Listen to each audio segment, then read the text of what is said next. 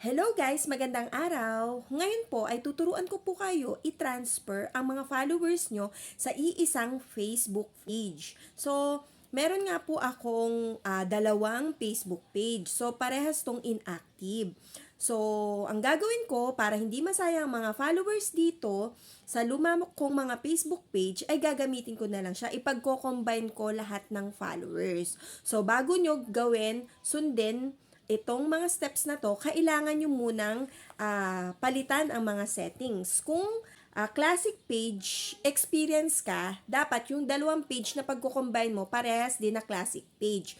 Kung parehas naman na new page experience, kailangan mo din itong parehasin. Pagkatapos niyan, dapat same niche yung page mo. For example, ang niche nito ay cooking. So, dapat parehas yun cooking. Tapos, babaguhin mo din yung category niya. Kung nakalagay ay digital creator, nakalagay din dun sa isang Facebook page ay digital creator. Pag parehasin nyo na po ng names, kailangan po kasi identical names. Tapos, yung cover photo, pati profile photo, palitan nyo na din po. Kailangan parehas po yan. Para pag ni-review ni Facebook, ay madali yung proseso ng pag-merge natin ng mga followers. So, ayun. Tapos, kung yung mga contact details nyo, mga nasa profile nyo, kung meron mga nakalagay doon, pagparehasin nyo na po. So, okay. Sundan lamang po ang mga steps na ito. So, eto guys, pupunta kayo sa Google Chrome. Enter nyo sa website www.facebook.com. Mag-login. Okay, tapos, pagkapasok ng inyong password, lalabas siya, desktop. Dapat naka-desktop siya, guys. Yan, naka-desktop site siya. Okay. Tapos, punta kayo doon sa website na www.facebook.pages/merge.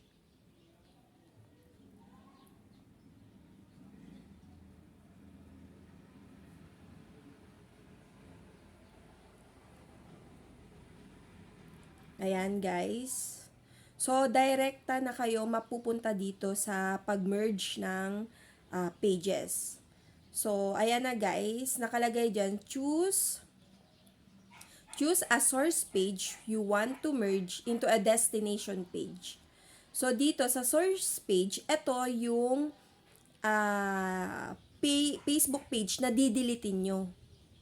Okay, ito yung isang Facebook page nyo. Ito nilagay ko dito. Simple Mel's ang raketera ng bayan. Yung sa baba, pinindot ko. Kasi parehas ng name yan para hindi kayo malito.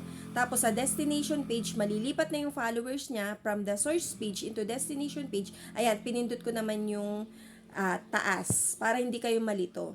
So, yan. Sa source page, this will be deleted after the page merge. Sa destination page, this page will be preserved after the page merge. So, yung destination page, yun yung matitira. Things to remember, you can only request a merge if you're an admin for both pages. The pages you merge must represent the same thing and have identical names.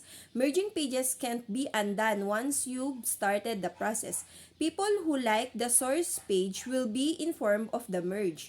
This may take a few days to complete. Content from the merge page, such as possible photos and the username. Ayan. Tapos, continue lang yan.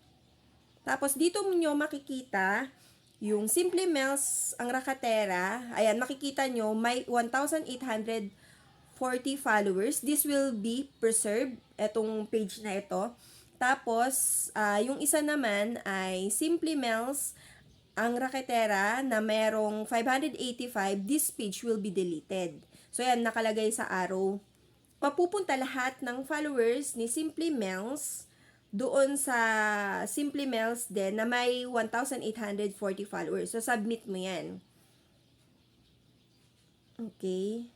Pagka-submit mo, ayan nakalagay, please check your email for update. Successfully submitted a merge request. Tapos, okay. So, usually, it takes 2 to 5 days po ito. Pero yung ginawa ko to guys, ano siya, right after ko mag-submit, mag-okay, na, ayan o, look nyo, 2,400 followers na, nag-merge na siya agad. Hindi na ako nag-check sa email kasi automatic merge na siya agad. Hindi na days ang inyong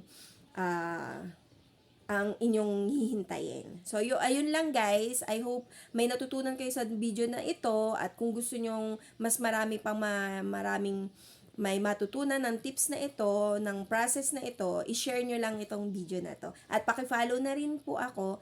At thank you. God bless us all. Thank you for watching. Bye!